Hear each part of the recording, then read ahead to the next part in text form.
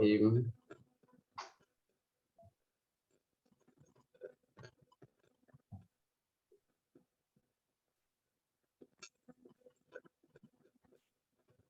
Bismillahirrahmanirrahim. Assalamualaikum warahmatullahi wabarakatuh.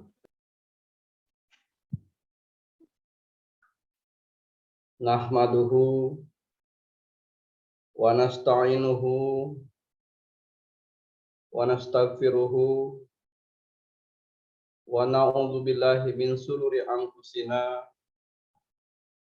wa min sayyiati a'malina may yahdihillahu fala mudhillalah wa may yudlil fala hadiyalah. Allahumma sholli ala sayyidina Muhammad wa ala alihi wa sahbihi ajma'in. Amma ba'd.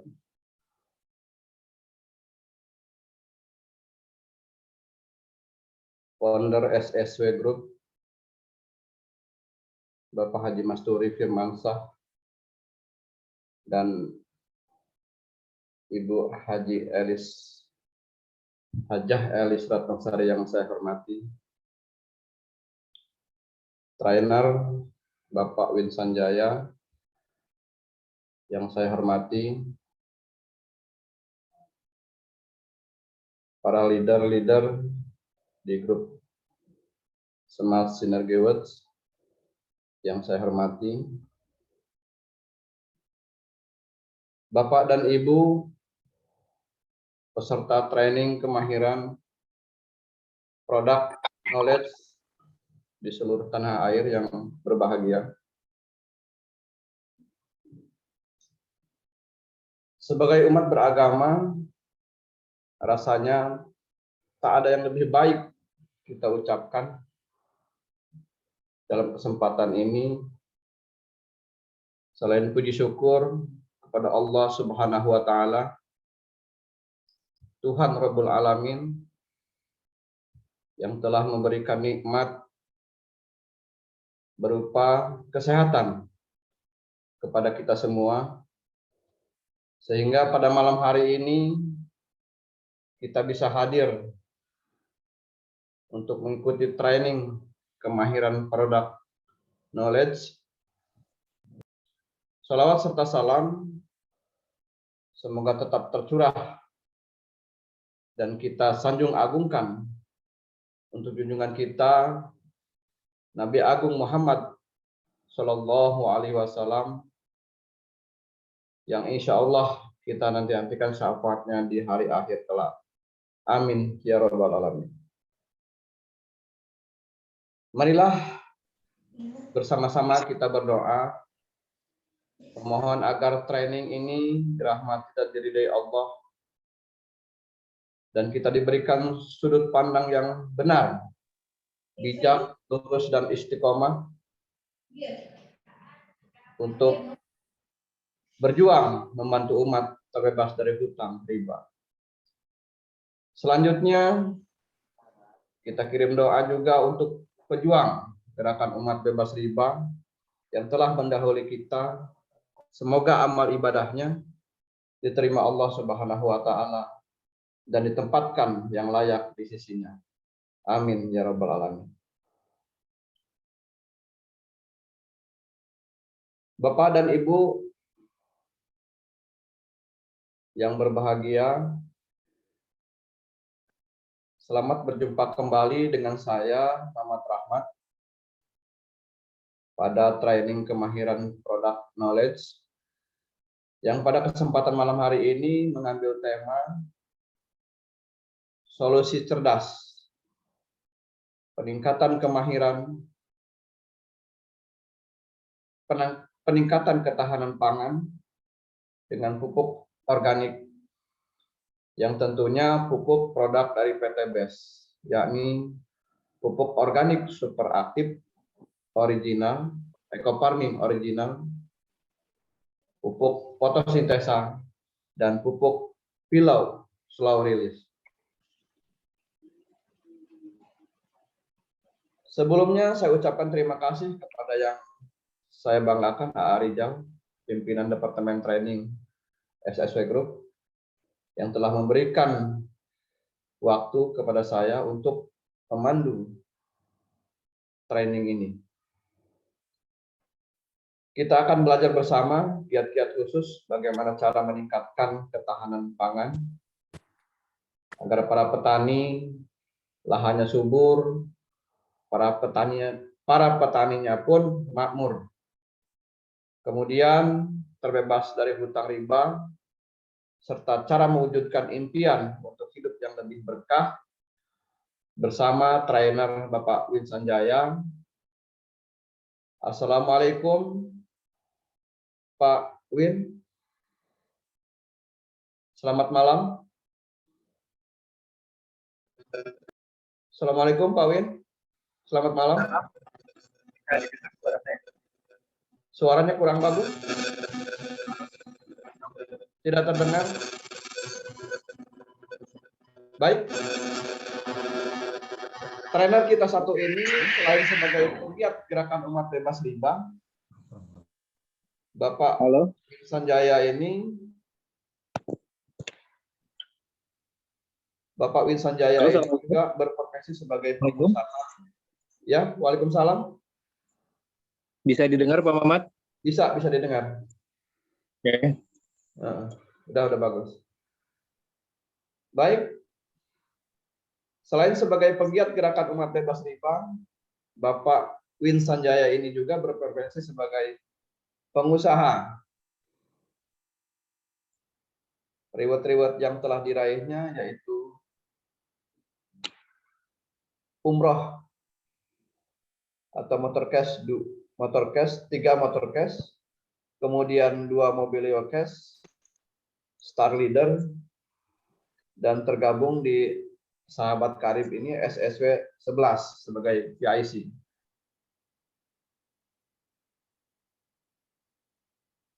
Bapak dan Ibu sekalian, marilah kita sama-sama kita manfaatkan training ini sebaik-baiknya.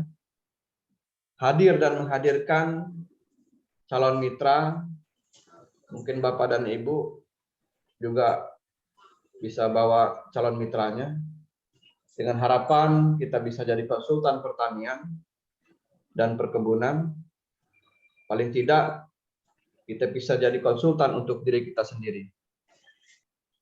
Langsung saja saya mohon kepada yang terhormat Bapak Win Sanjaya, waktu saya persilakan. Assalamualaikum warahmatullahi wabarakatuh. Waalaikumsalam warahmatullahi wabarakatuh. Ibu di mana saja berada yang saat ini bisa mengikuti training salah satu kemahiran product knowledge. Saya mengucapkan banyak terima kasih pada founder dan co-founder dari Smart Synergy World. Kemudian dari Departemen Training Bapak Rizal yang luar biasa. Kemudian tak ketinggalan moderator, orang tua, guru saya, sekaligus menjadi inspirator buat saya yang penuh menginspirasi kegiatan yang berhubungan dengan fertilizer atau pupuk.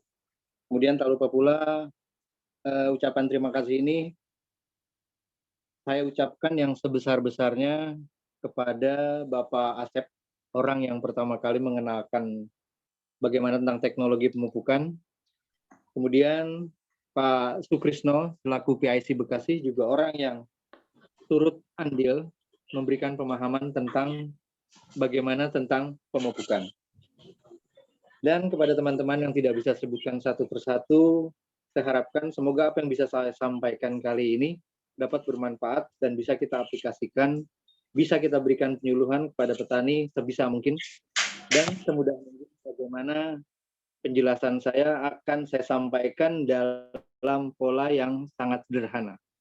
Tapi di sini ada catatan, apa yang nanti saya sampaikan tidak semuanya dapat kita sampaikan ketika kita melakukan sosialisasi kepada para petani. Karena pada prinsipnya, petani itu tidak butuh terlalu banyak narasi, tapi dia lebih butuh kepada bukti. Jadi presentasi ini lebih kepada sebagai betul, seperti yang dikatakan oleh founder dan co-founder, sebagai wadah untuk bagaimana kita bisa mengembangkan product knowledge. Dalam arti kita bisa memahami suatu produk dengan jelas, dengan detail, sehingga ketika kita ditanya, kita bisa menjawab sebisa kita dan kita lakukan secara profesional. Seperti kita lihat di slide sini, presentasi ini didedikasikan untuk petani Indonesia agar mereka dapat hidup lebih makmur dan sejahtera sebagai pahlawan yang menjaga kemandirian untuk ketahanan energi dan pangan nasional. Dan dipersembahkan oleh Base Corporation Syariah, Eco Farming, dan Smart Synergy Wood. Nah, ini seperti berkali-kali, berulang kali kita ungkapkan, masalah yang paling sering dihadapi oleh petani tidak akan jauh dari permasalahan seperti yang kita lihat dalam slide. Yang pertama itu adalah kesulitan pupuk, tentu ini berhubungan dengan regulasi yang ditetapkan oleh pemerintah.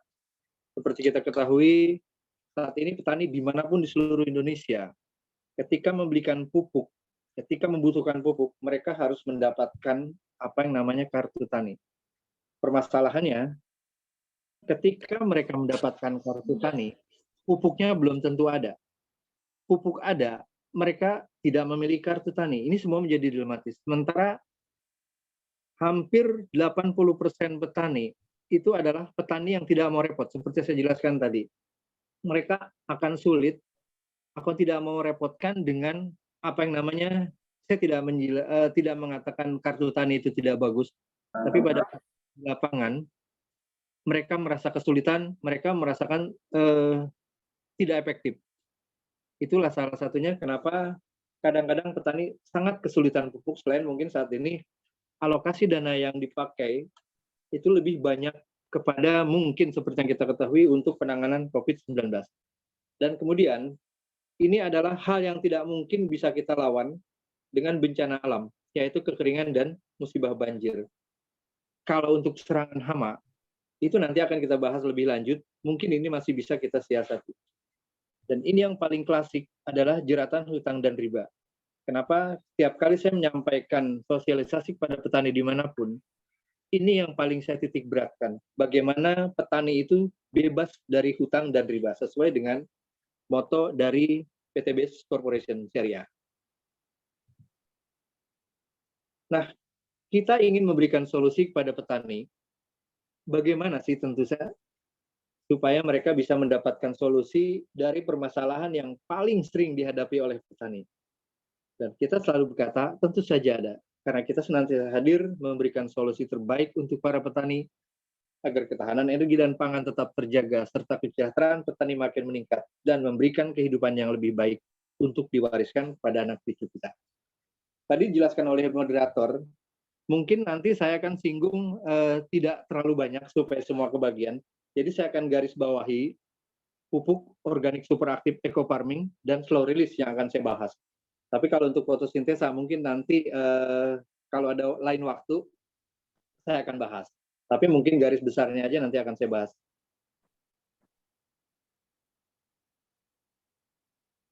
Nah, tentu kita pernah mendengar apa yang namanya Sustainable Agriculture Development. Artinya, kita bagaimanapun harus bisa mengembangkan suatu pertanian yang berkelanjutan. Ini sama aja mungkin kita pernah mendengar apa yang namanya permaculture atau permanent agriculture. Nah, mindset yang melengkap di kalangan petani, dimanapun kalau kita melakukan sosialisasi, mereka beranggapan bahwa produksi tinggi harus dibarengi dengan penggunaan pestisida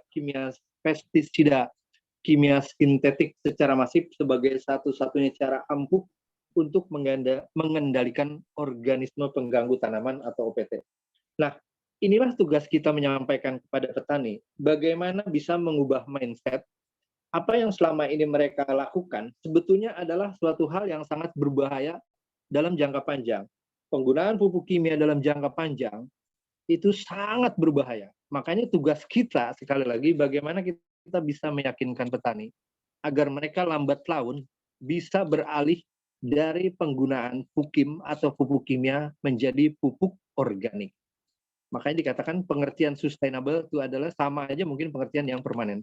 Jadi kalau permanent agriculture, permaculture disebutnya, itu adalah dalam tanda kutip mereka komunitas ini sangat mengharapkan dalam tanda kutip penggunaan pupuk kimia yang sangat berbahaya. Kemudian kita lanjutkan. Nah, dampak kerusakan lingkungan yang disebabkan oleh pupuk kimia itu adalah berbagai organisme penyubur tanah bisa musnah, kemudian kesuburan tanah merosot atau tandus ini sudah banyak terbukti, kemudian tanah mengandung residu, endapan pupuk dan pestisida anorganik, kemudian hasil pertanian mengandung residu pestisida berbahaya untuk kesehatan, keseimbangan agroekosistem menjadi rusak, dan terjadi ledakan serangan hama dan penyakit tanaman yang lebih resisten. Itu dampak kerusakan lingkungan yang disebabkan oleh pupuk kimia.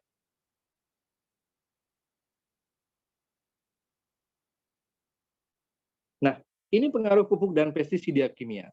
Residu pestisida mempunyai pengaruh yang merugikan terhadap kesehatan manusia. Kemudian dapat menyebabkan kanker dan cacat kelahiran, merusak atau mengganggu sistem saraf, endokrin, reproduktif, dan kekebalan. Dan pestisida merupakan, ini agak sedikit, makanya saya katakan tadi, kalau kita sosialisasi kepada petani, tidak usah ini kita sampaikan karena mereka takut malah menjadi bingung. Tapi ini sebagai bagian bagaimana kita bisa mengetahui produk knowledge dan pengaruh pupuk dan pestisida kimia. Jadi pestisida itu merupakan endocrine disrupting chemical, EDC, jadi zat kimia yang mengganggu fungsi hormon normal pada manusia atau hewan. Kemudian ada lagi thyroid disrupting chemical atau TDS, yaitu hypothyroidism. Yaitu adalah kondisi ketika kelenjar tiroid tidak menghasilkan hormon tiroid yang cukup dan menyebabkan detak jantung, suhu tubuh, dan aspek metabolisme tubuh menjadi terganggu. Itu mungkin ada hubungannya dengan kelenjar tiroid. Kadang-kadang kita mendengar suatu penyakit ada yang namanya kelenjar getah bening. Kelenjar getah bening sebetulnya berbeda dengan kelenjar tiroid, tapi posisinya hampir sama di bagian leher. Itu mungkin secara teknis kedokteran mungkin yang lebih tahu. Ini kita tidak bahas di sini. Nah, inilah makanya kita selalu memberikan yang terbaik untuk ketahanan energi dan pangan. Kita hadirkan apa yang namanya pupuk organik superaktif ekofarming, lengkap dengan perizinan kementerian. Jadi ketika ada yang bertanya, apakah ini sudah mendapat izin edar?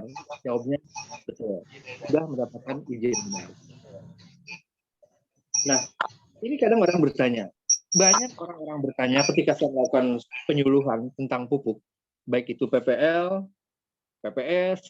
Nah, mungkin teman-teman agak sedikit kurang paham apa yang dinamakan PPS. Jadi kalau lembaga resmi yang memberikan penyuluh pertanian itu adalah PPL, penyuluh pertanian lapangan. Tapi kalau PPS itu penyuluh pertanian swasta yang ditunjuk oleh PPL, biasanya itu orang-orang yang sudah memiliki pengetahuan tentang pertanian. Nah, ini saya jelaskan sekali lagi, apa arti superaktif?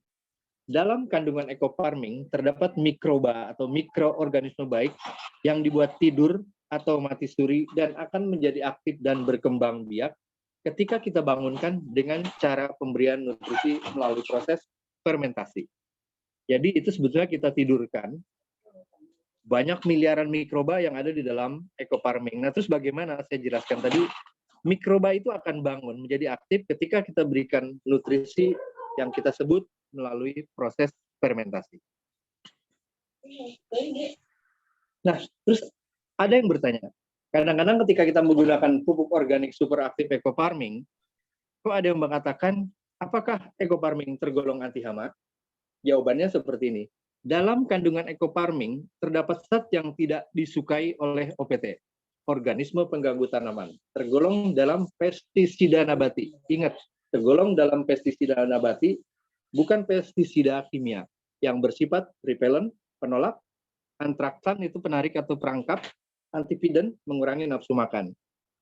Jadi, saya jelaskan sekali lagi ketika kita mengadakan sosialisasi, ekofarming bukan anti hama, tapi hama anti ekofarming.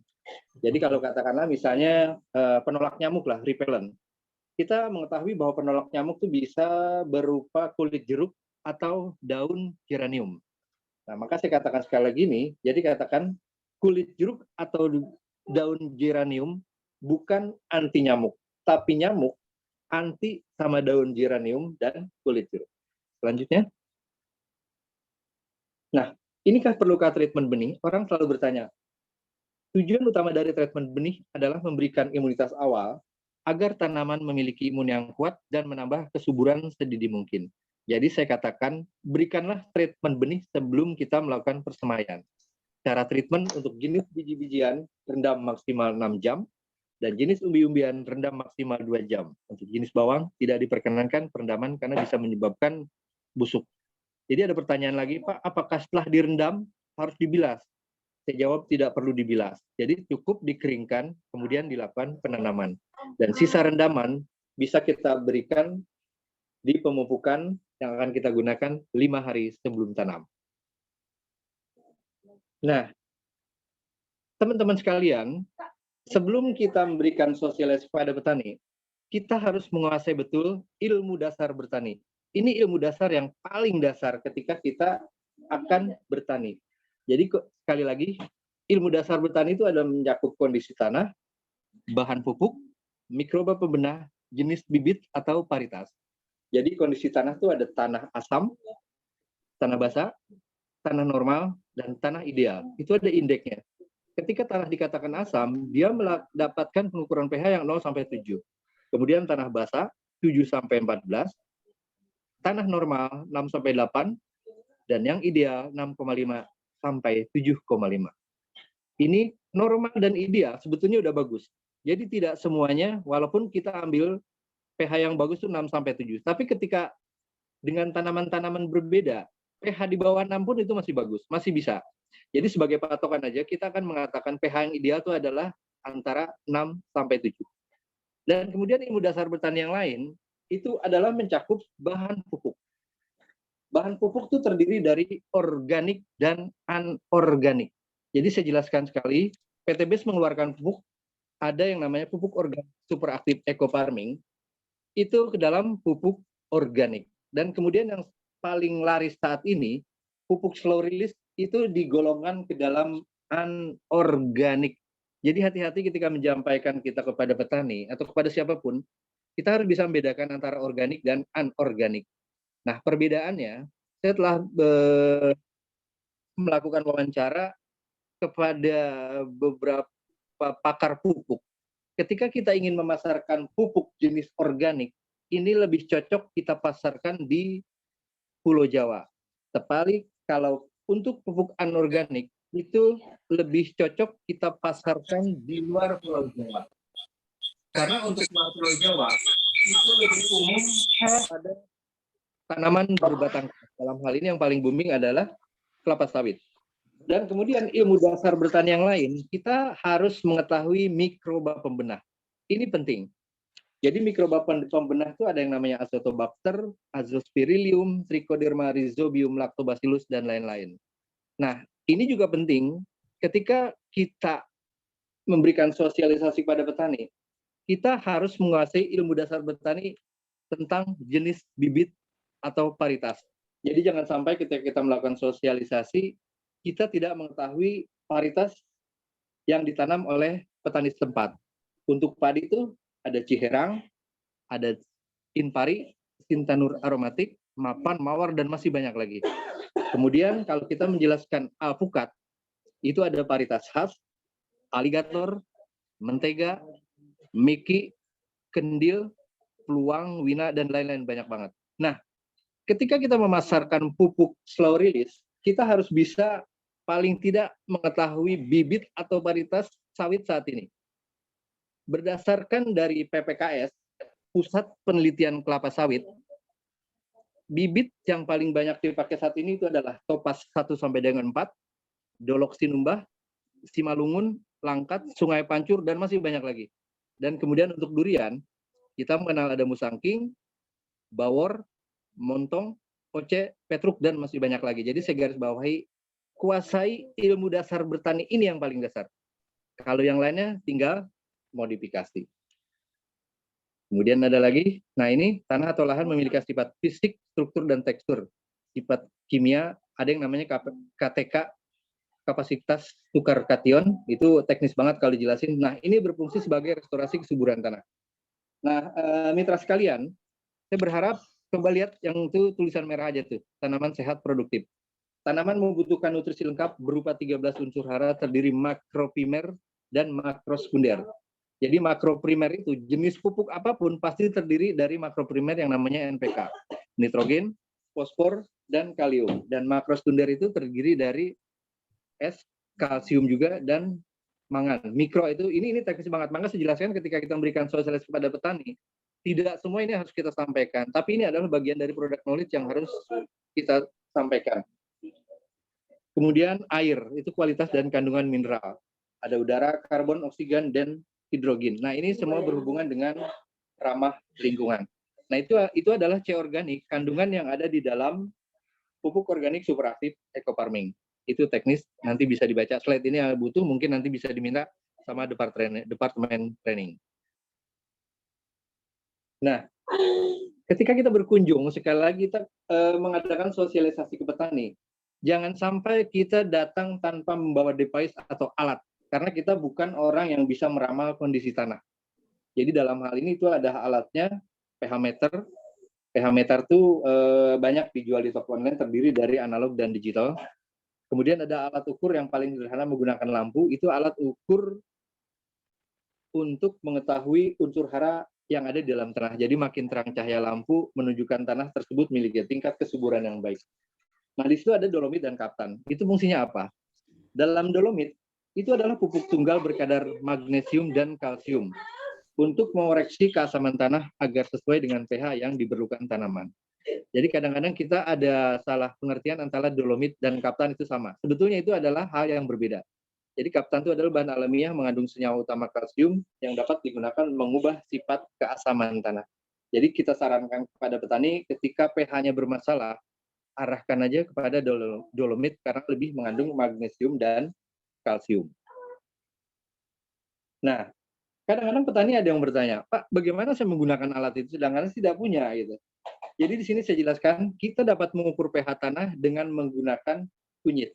Jadi caranya, kunyit dipotong jadi 2 bagian. Bagian yang tidak kita rendam, nah ini memang butuh waktu yang lebih lama daripada kita menggunakan alat digital atau analog. Jadi potong kunyit jadi 2 bagian.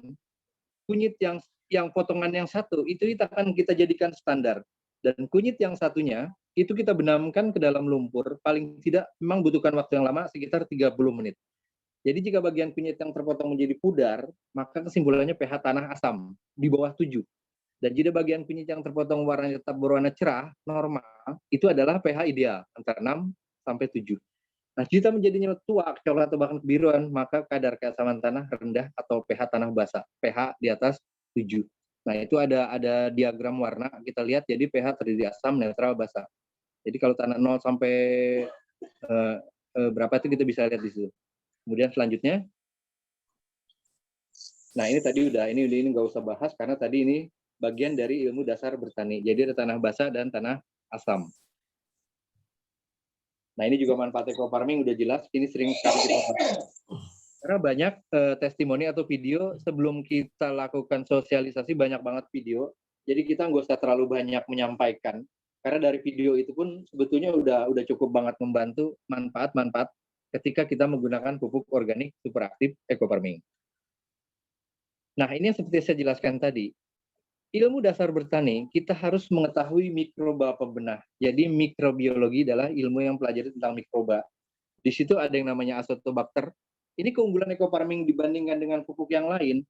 Eco farming memiliki mikroba yang paling banyak yang pernah dilakukan oleh peneliti. Kalau kita lihat di YouTube itu namanya Jalaluddin Al-Afghani dari Institut Pertanian Bogor. Jadi mikrobiologinya itu terdiri dari Azotobacter. Ini hormon pertumbuhan yang berfungsi untuk menanggulangi hama. Kenapa ketika kita menggunakan eco farming, hama itu nggak mau. Kemudian itu ada namanya Azospirillum, itu berperan dalam pertumbuhan tanaman dan menghasilkan fitohormon sama ama yang dimiliki oleh slow release dan fotosintesa, yaitu auksin, gibralin, sitokinin, dan etilen. Kemudian ada lagi rhizobium. Nah, ini pengikat nitrogen sehingga tanah dapat lebih subur. N, ini bagian dari makroprimer. Kemudian trichoderma, ini yang sangat penting yang tidak dimiliki oleh pupuk-pupuk organik sekelasnya. Jadi trichoderma itu berfungsi menghancurkan residu di tanah, menetralisir racun. Jadi racun dalam hal ini adalah ketika kita memberikan pupuk kimia terlalu berlebihan. Dan ini adalah satunya lagi, ada yang namanya lactobacillus untuk kesehatan tanaman.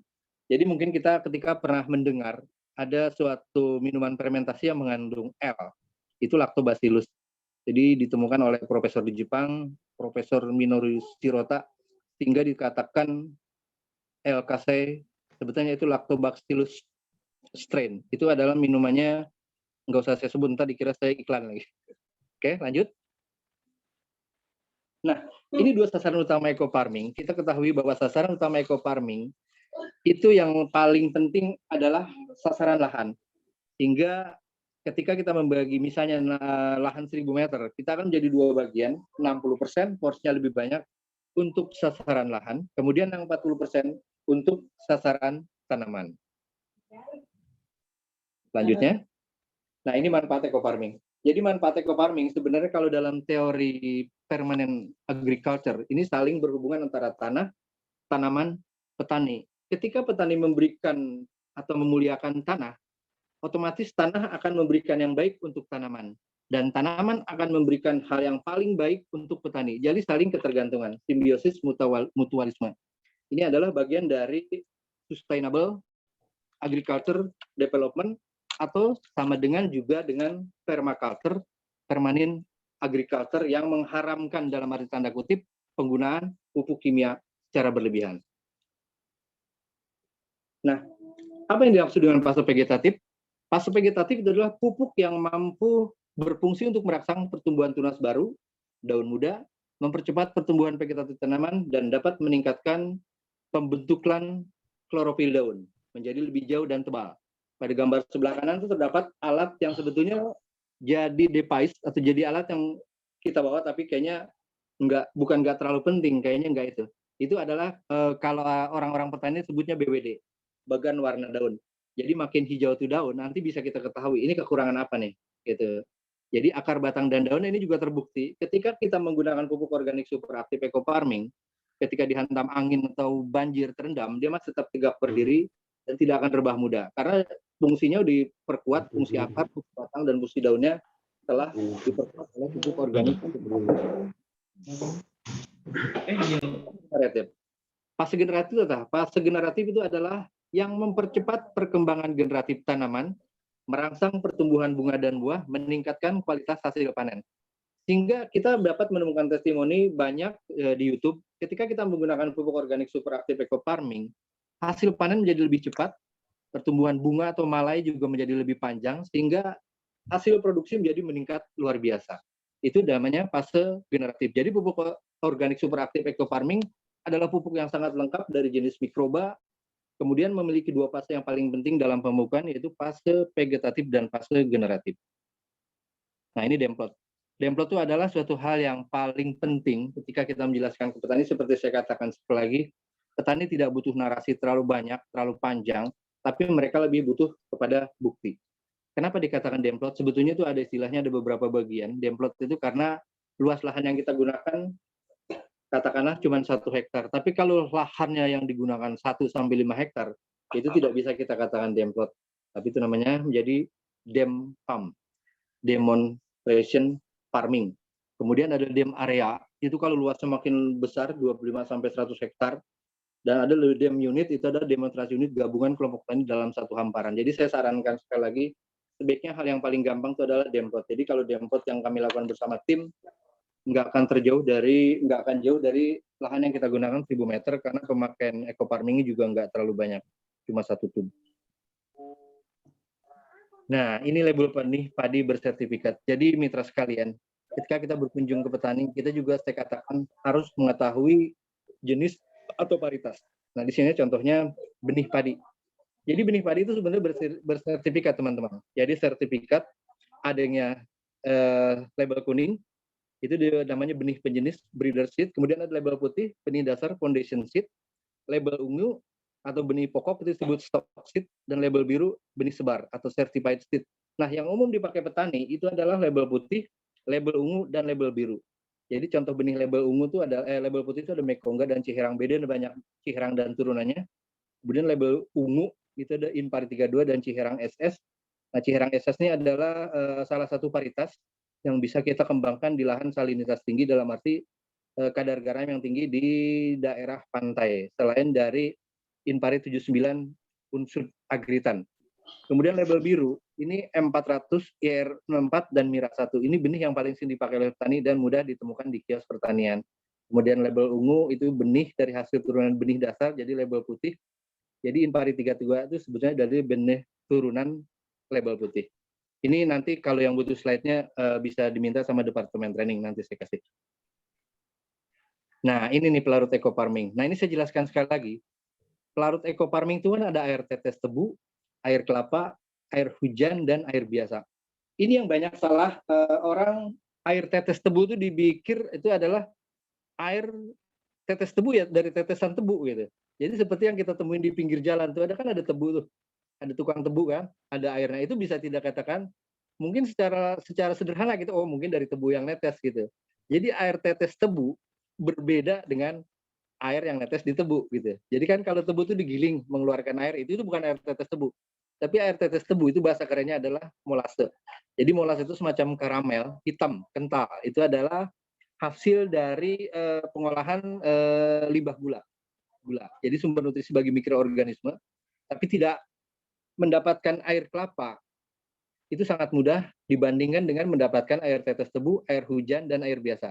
Jadi saya katakan sekali lagi, kalau pelarut eco farming, saya sangat menyarankan menggunakan air kelapa. Kenapa? Karena mudah didapat. Jadi kalau air tetes tebu, belum tentu kita mendapatkan molase. Air hujan, di suatu daerah belum tentu hujan. Kemudian air tanah, air sumur, belum tentu itu tidak tercampur dengan zat kimia berbahaya. Jadi saya sarankan sekali lagi pada teman-teman sekalian, untuk pelarut eco farming, gunakan air kelapa.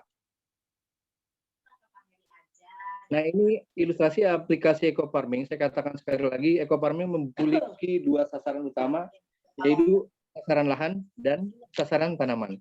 Porsinya lebih banyak, jadi 60% dan 40%. Murni yang 60% harus difermentasi. Karena dengan suatu tujuan, mikroba itu berkembang biak makin banyak. Jadi makin banyak atau makin lama kita lakukan fermentasi, mikroba itu akan makin berkembang biak. Jadi cara mungkin kita pernah ketahui mikroba itu kan berkembang biaknya berbeda dengan makhluk hidup yang lain. Jadi dia dengan sistem membelah, jadi 2, jadi 4, 4 jadi terus selanjutnya.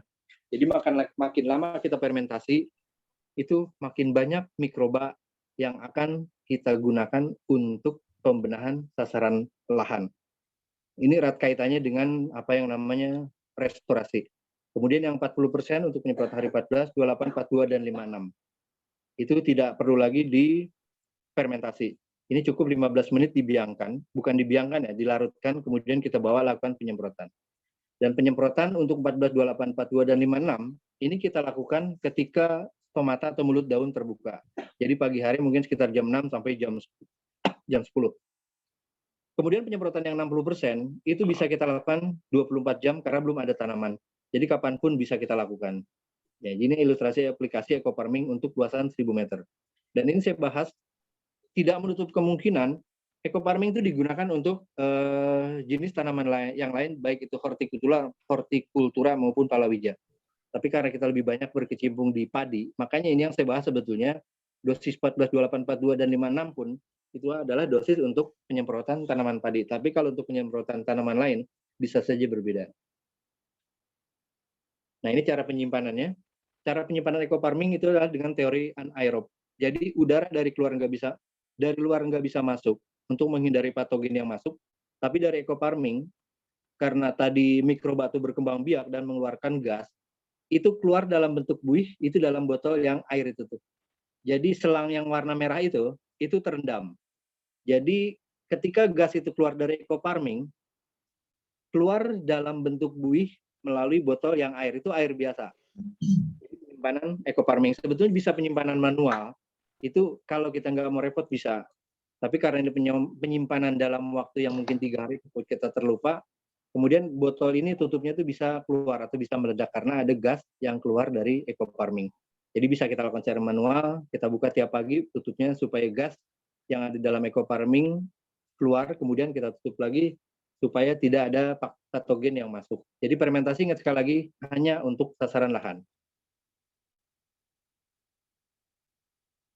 Nah, ini aplikasi eco farming untuk sasaran tanaman. Seperti saya katakan, ini tidak perlu difermentasi, tapi cukup didiamkan 15 menit. Kita bawa ke sawah, kemudian kita yakinkan hand sprayer itu tidak terkontaminasi bekas penggunaan pestisida kimia. Nah ini nggak usah, karena udah ada semua videonya nih. Itu penjelasan dari eco farming. Dan kemudian ada lagi sedikit saya bahas, karena tadi saya Pak Moderator, ada sedikit yang namanya pillow slow release. Ini pillow slow release ini nggak ada slide-nya, mohon maaf, jadi saya bacain aja. Pillow slow release ini adalah pupuk makro mikro. Jadi sekali lagi saya jelaskan, jangan sampai kita menyampaikan hal yang keliru. Pupuk slow release itu, pillow slow release itu tidak tergolong ke dalam pupuk organik, tapi ke dalam pupuk anorganik. Nah, kenapa sekarang saat ini pupuk pillow slow release begitu diminati oleh pengusaha sawit selain tanaman-tanaman lain? Pertama, kita mengetahui bahwa Indonesia adalah satu negara penghasil sawit terbesar dunia. Kemudian produksi CPO-nya, crude palm oil dan PKO, palm kernel oil, itu telah mengalahkan negara produsen lain seperti Malaysia dan Thailand. Sehingga petani sawit ini betul-betul berburu nih pupuk nih. Makanya hal yang wajar kalau saat ini untuk mendapatkan pillow slow release itu harus inden, karena memang betul-betul dicari oleh pengusaha sawit. Makanya ini berbagai upaya dilakukan oleh pemerintah, petani maupun perusahaan untuk meningkatkan hasil produksi kelapa sawit, salah satunya dengan memberikan pupuk yang maksimal. Nah, ini adalah bagian dasar, ilmu dasar bertani ketika kita memasarkan pupuk pillow slow release. Jadi jenis tanah untuk media tanam kelapa sawit berbeda dengan jenis tanam media tanam dengan tanaman-tanaman lain. Jadi kalau jenis tanaman untuk kelapa sawit, itu ada yang namanya aluvial, latosol, dan organosol. Yang paling bagus, saya tidak mengatakan aluvial dan latosol itu nggak bagus, tapi yang umum itu adalah tanah jenis organosol. Organosol itu kan dibagi dua lagi, menjadi tanah humus dan tanah gambut. Nah, tanah humus punya kandungan unsur yang baik, sedangkan tanah gambut sebaliknya. Tapi ini bisa kita netralisir dengan menggunakan seperti tadi kapur dolomit dan lain-lain. Jadi tanah untuk perkebunan kelapa sawit itu dibagi tiga pada prinsipnya. Sekali lagi ada aluvial, latosol, dan organosol. Ini teknis banget, nggak usah saya bahas. Nah, seperti saya katakan tadi, kita harus mengetahui selain jenis tanah, mikroba pembenah, kita harus mengetahui paritas yang ditanam oleh petani. Jangan sampai kita kalah set istilahnya kalau anak-anak preman bilang. Jadi benih unggul kelapa sawit berdasarkan dari Pusat Penelitian Kelapa Sawit, PPKS itu banyak banget. Ini ada Topas 1, Topas 2, Topas 3, Topas 4, Sungai Pancur itu ada 1, 2, Dolok Sinumbah, Marihat, Lame, Apros, Bajambi, Simalungun, Langkatan, banyak banget. Jadi Topas 1 itu adalah perkawinan, hasil dari perkawinan benih Duradeli sama Pisipira Nigeria. Sulit kalau saya jelaskan di sini panjang. Jadi Topas 1, Topas 2, 3, 4 itu adalah perkawinan hasil kawin silang dari Duradeli, dari Pisipira Nigeria, Ghana, Yekona, sama yang Ambi. Itu adalah benih yang sangat disarankan oleh PPKS, Pusat Penelitian Kelapa Sawit. Nah, ini bahan tanaman sawit unggul. Itu nanti mungkin kita jangan, ini sebagai knowledge aja, sebagai pengetahuan buat kita ketika kita akan menyampaikan kepada petani sawit. Jadi tanya aja supaya kita jangan sampai malu, Pak, Bapak pakai benih unggulnya apa gitu kan. Paling dia jawab nggak akan beda, jadi Simalungun, Langkat, Dumpi, Apros, banyak di antara itulah. Jadi sebetulnya kelapa sawit itu ada tergabung, bukan tergabung ya, ada suatu wadah yang namanya PPKS, Pusat Penelitian Kelapa Sawit. Jadi kalau padi pun tetap ada, jadi semua paritas sebenarnya ada. Nah, pupuk majemuk, makro mikro, dan pupuk organik super aktif. Jadi kadang-kadang teman-teman sekali lagi jangan sampai salah menyampaikan pillow slow release itu adalah pupuk majemuk, makro mikro, dan tergolong bukan pupuk organik tapi anorganik dengan dosis yang tidak terlalu mencemari lingkungan sebetulnya. Nah ini juga sama, saya nggak bahas, sama. Jadi komposisi eco farming slow release, ini saya pernah tadi bacakan, di situ ada nitrogen. Tetap susunan pupuknya itu, makanya dikatakan makro mikro. Makro mikronya itu ya NPK itu nitrogen, pH solution, moisture, CS, karbon organik, cairan rasa, sulfat, kloret, gibralin, auxin, dan sitokinin. Itu teknis, sekali lagi jangan kita jelaskan ketika kita memberikan formulasi pada petani yang memang betul petani end user, dalam arti petani pemakai. Tapi kalau kita jelaskan kepada para pengambilan keputusan di kantor, ini bisa kita jelaskan supaya kita lebih menambah percaya diri bahwa kita betul-betul menguasai tentang pemupukan. Dan manfaat pupuk eco farming slow release itu nanti bisa saya bantu playernya meningkatkan hasil buah menjadi cepat, maksimalkan buah, mempercepat masa panen, dan yang paling penting ini ada nomor 9, mengurangi dan mencegah buah trek. Buah trek itu apa sih artinya teman-teman? Hal yang paling ditakutkan oleh petani sawit itu adalah trek.